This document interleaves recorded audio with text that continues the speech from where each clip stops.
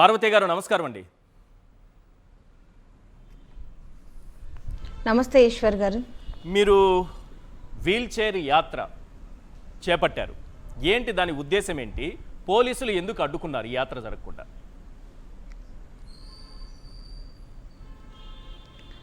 Sir, నా కూతురు సుగాలి ప్రీతి 2017 Kattamanchi Ramalinga Reddy residential స్కూల్లో ఆగస్టు 19వ తేదీన అతి దారుణంగా మానవంగం గురై హత్యకు గురై ఆపై ఆత్మహత్యగా చిత్రీకరించే ప్రయత్నం చేశారు సార్ స్కూల్ యాజమాన్యమైన హర్షవర్ధన్ రెడ్డి, దివాకర్ రెడ్డి, జనార్దన్ రెడ్డి వాళ్ళు సార్.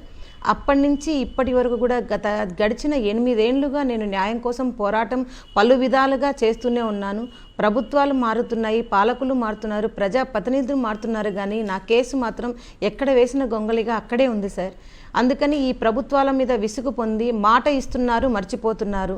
మరి డిప్యూటీ సీఎం గారు మరి ప్రతిపక్షంలో ఉన్నప్పుడు పదే పదే సుగాలి ప్రీతికి న్యాయం చేస్తాము, మొదటిగా ఫస్ట్ సుగాలి ప్రీతి కేసుకే న్యాయం చేస్తామని మాట ఇచ్చిన పవన్ కళ్యాణ్ గారు మరి కూటమి ప్రభుత్వం వచ్చి 14 నెలలు అవుతున్నా కూడా ఇప్పటి వరకు కూడా సుగాలి ప్రీతి కేసు ఎటువంటి పురోగతి లేదు సార్. ఇంకా ఎవరిని నమ్మడానికి లేక విసిగిపోయి అలసిపోయి ప్రభుత్వాల మీద, ప్రజాప్రతినిధుల మీద ఇంకా నా పోరాటం నేను చేయక తప్పదు, నా తల్లి ఆరాటం నాకుంటుంది అనే ఉద్దేశంతోనే నేను ఈ ప్రీతి న్యాయ పోరాట వీల్ చైర్ యాత్ర అనేది మొదలు పెట్టాను సార్. నిన్న 19/8/2025కు పూర్తిగా నా కూతురు నా నుంచి దూరమై 8 సంవత్సరాలు అవుతుంది సార్. అందుకని అక్కడి నుంచే ప్రీతి సమాధి దగ్గర నుంచి సెక్రటేరియట్ వరకు ఇదే వీల్ చైర్లో నేనైతే ఏ ప్రజానాయకులకైతే చెప్పానో, ఏ చంద్రబాబు నాయుడు గారికి అయితే చెప్పాను, ఏ పవన్ కళ్యాణ్ గారికి నా దగ్గర ఉన్న రిపోర్ట్స్ అన్ని చూపించానో ఆ రిపోర్ట్స్ని ప్రజల్లోకి తీసుకెళ్ళి అవగాహన కల్పించి సుగాలి ప్రీతి అంటే నా కూతుర్ని ఇలా బలవంతంగా ఇలా చేశారమ్మా, ఇదిగో మా దగ్గర ఎవిడెన్సెస్ ఇలా ఉన్నాయి, ఇలా ఏపీ పోలీస్ వాళ్ళు ప్రతి అడుగున మా కేసుని ఇన్వెస్టిగేషన్ చేయకుండా కేసును తప్పుదోవ పట్టించారని ప్రజల్లోకి అవగాహన తీసుకెళ్ళి ప్రజలకే నా గోడుని వెళ్ళబుచ్చుకోవాలని వెళ్ళడానికి ప్రయత్నం చేస్తున్నాను సార్. మరి ఈ వీల్ చైర్ యాత్ర పర్మిషన్ కోసము నేను జూలై 1వ తేదీ హోమ్ మినిస్టర్ గారికి ఇవ్వడం జరిగింది, మరి సిఎస్ గారికి కూడా ఇవ్వడం జరిగింది, మరి డీజీపీ గారు కూడా ఇవ్వడం జరిగింది సార్. కానీ 2 నెలలుగా జాప్యం చేసి రేపు వీల్ చైర్ యాత్ర చేస్తానమనగా 18వ తేదీ ఆగస్టు 8 గంటలకు రాత్రి హఠావుడిగా ఎస్పీ గారు మాకు ఒక లెటర్ ఇవ్వడం జరిగింది, నోటీస్. మీరు పాదయాత్ర చేస్తే మేము మీకు పోలీస్ ప్రొటెక్షన్ ఇవ్వలేము, మీ వెనకలు వచ్చే జనాలకు మేము పోలీస్ ప్రొటెక్షన్ ఇవ్వలేము అని హాస్యాపదంగా మాకు నోటీస్ ఇవ్వడం జరిగింది సార్. ఇది ఎక్కడి న్యాయం అని అడుగుతున్నాను సార్. కాదండి, నాకు అత్యంత బాధాకరమైంది, రాష్ట్ర ప్రజలు కూడా చాలా బాధపడిన అంశం ఏంటంటే సుగాలి ప్రీతి మరణించిన రోజు ఎంత బాధపడ్డారో, ఆ కేసు విషయం తెలిసి ఎంత బాధపడ్డారో, సమాధి దగ్గర కూర్చొని మీరు కన్నీళ్లు పెట్టుకొని మాట్లాడాల్సిన పరిస్థితి వచ్చిందంటే రెండోసారి మళ్ళీ రాష్ట్రం మొత్తం బాధపడింది. ప్రత్యేకించి నేను కూడా బాధపడ్డానండి. ఆ రోజు కన్నీళ్లు పెట్టుకోవాల్సి వచ్చింది. నిన్న మీరు ఆ సమాధి దగ్గర కూర్చొని చెప్పుకోవాల్సినటువంటి పరిస్థితి, దుస్థితి ఎందుకు వచ్చింది? ఏంటి? పర్మిషన్ ఇస్తే ఏమవుతుంది వీళ్ళకి?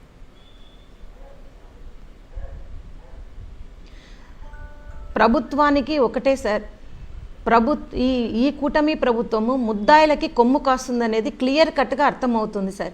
ఈ ప్రభుత్వము 2017లో నా ప్రీతి హత్య కేసులో ఉన్న ప్రభుత్వము టీడీపీ ప్రభుత్వమే, మళ్ళీ ఇప్పుడు కూటమి ప్రభుత్వంలో కూడా వన్ ఆఫ్ ద పార్ట్ మరి తెలుగుదేశం పార్టీనే ఉన్నారు. మరి వీళ్ళు చేసిన లోపాలు ముద్దాయిలకు ఎలా సహకరిస్తున్నారో ఈమె వెళ్ళి ప్రజల్లో చెప్తే కనుక మా ప్రభుత్వాలు ఏమవుతాయని భయపడి మరి ఇవ్వలేదో మరి తెలియదు. కానీ సార్, మరి ఒక చిన్న విన్నపం చెప్పాలనుకుంటున్నాను సార్ ఈశ్వర్ గారు. మరి ఇదే రాజ్యాంగం బుక్కు పట్టుకొని మరి నారా లోకేష్ గారు, నారా చంద్రబాబు నాయుడు గారిని జైల్లో వేస్తే జైలు దగ్గర మరి నిరసన తెలిపారు. ఈ రాజ్యాంగం ప్రకారంలో ఉన్న ప్రకారమే నేను మా నాన్న తీసుకెళ్లిన జైలు దగ్గర నిరసన చేస్తున్నాను అని చెప్పారు. మరి అలాంటప్పుడు ఇదే రాజ్యాంగం మరి సుగాలి ప్రీతి కేసుకి లేదంటారా సార్? నాకు లేదంటారా సార్? నాకు ఈ హక్కు లేదా? నాకు జరిగిన అన్యాయాన్ని ప్రజల్లోకి తీసుకెళ్లే బాధ్యత నాకు లేదంటారా?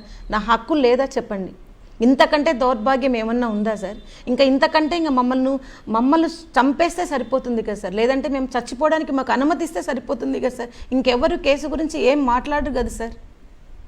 మీకు రాష్ట్ర ప్రజల అండుందండి, మీరు ధైర్యంగా ఉండండి, మీకు న్యాయం జరుగుతుంది, తప్పనిసరిగా జరుగుతుంది, జరిగి తీరాలి కూడా. కానీ సిబిఐ కూడా మేము ఈ కేసును టేకప్ చేయలేమని చేతులు ఎత్తేస్తే ఎందుకు ఇంత సైలెంట్గా కూర్చున్నారు?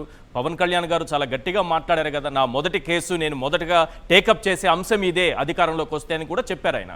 మనకి ఇంకా ఆ విషయాలు కూడా గుర్తున్నాయి. మరి ఎందుకు ప్రభుత్వానికి ఆ ప్రయారిటీ లేకుండా పోయింది అధికారంలోకి వచ్చాక?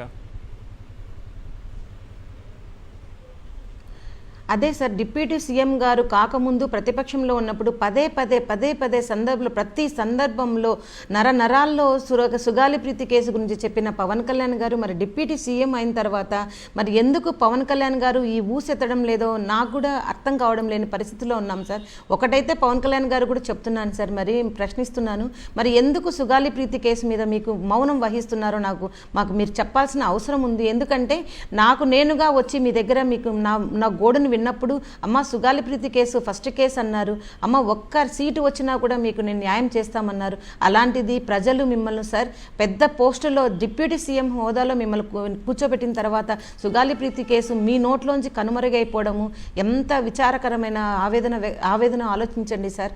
ఒకసారి ఈ మే 2025 నుంచి జూలై 31 వరకు కనీసం నేను 11 సార్లు అమరావతి హైకోర్టుకి వెళ్ళడం జరిగింది సార్ విచారణకి. సిబిఐ విచారణ హైకోర్టులో ఉండగా మరి ఈ 11 సార్లు మరి నేను మంగళగిరి ఆఫీసులో పార్టీ ఆఫీస్లో బయట నుంచి నేను అపాయింట్మెంట్ కోసం వేచిన ప్రతి 11 సార్లు కూడా నాకు మీరు అపాయింట్మెంట్ ఎందుకు ఇవ్వలేదని నేను అడుగుతా ఉన్నాను సార్. మరి ఎందుకు ప్రీతి కేసు ఎన్నికల ముందు ప్రీతి కేసు మీకు గుర్తుంది, ఎన్నికల తర్వాత మరి ఎందుకు సుగాలి ప్రీతి కేసు మీకు పట్టడం లేదు? మిమ్మల్ని ఎవరైనా ఆపుతున్నారా, లేక మీరే తెలిసి ఈ కేసుని మీరు పట్టించుకోవడం లేదా చెప్పండి అని నేను మీడియా భారతి గారు నేను సూటిగా ఒక ప్రశ్న అడగాలనుకుంటున్నాను. ఎందుకంటే పవన్ కళ్యాణ్ గారు రాజకీయాల్లో మార్పు కోసం వచ్చాను నేను అని చెబితేనే ప్రజలు ఆయన కొంతవరకు నమ్మారు. అలాంటి వ్యక్తి, అందులోనూ సుగాలి ప్రీతి కేసును ప్రత్యేకంగా తన భుజానపైన వేసుకున్న వ్యక్తి నిజంగానే మీకు అపాయింట్మెంట్ ఇవ్వలేదా 11 సార్లు?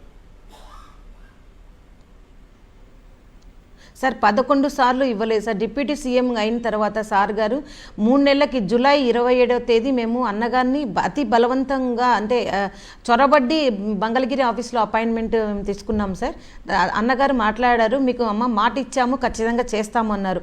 అదే మాటకు కట్టుబడి నేను ఈ 14 నెలలు కూడా నేను అలాగనే ఉన్నాను సార్, న్యాయం జరుగుతుంది అని. కానీ ఈ మే నుంచి జూలై వరకు 11 సార్లు వేసారి నేను అక్కడికి వెళ్ళి ప్రతి వాళ్ళని అడిగినాను సార్ అపాయింట్మెంట్. సార్ అన్నగారు పదే పదే చెప్పారు సుగాలి ప్రీతి కేసు మొదటి కేసు అన్నారు, కానీ నేను మొదటి కేసు కూడా అని చెప్పడం లేదు సార్.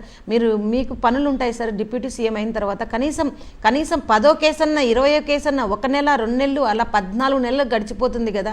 సుగాలి ప్రీతి కేసుకి న్యాయం మీరు ఎప్పుడు చేస్తారని అడిగిన ప్రతిసారి కూడా మరి వాళ్ళ ఓఎస్డి మధుసూదన్ గారు అమ్మ సార్ బిజీగా ఉన్నారు, అమ్మ సార్కు తలనొస్తోంది అని పడుకో ఉన్నారు అని చెప్పి పంపించారే తప్ప ఇంకొకసారి అమ్మ మీరు భోంచేసి వెళ్ళండి ఆఫీస్లోకి వచ్చి అంటే సార్ భోజనం చేయడానికి కర్నూలు నుంచి మేము అదే పనిగా ఇంత ఖర్చు పెట్టుకొని ఒక వికరాంగులారైనా ఇక్కడికి వచ్చి తినాలన్నా సార్? మేము ఎక్కడొక చోట అడుక్కొని తింటాం. మేము అడుక్కుంటున్నది కేవలం న్యాయమే.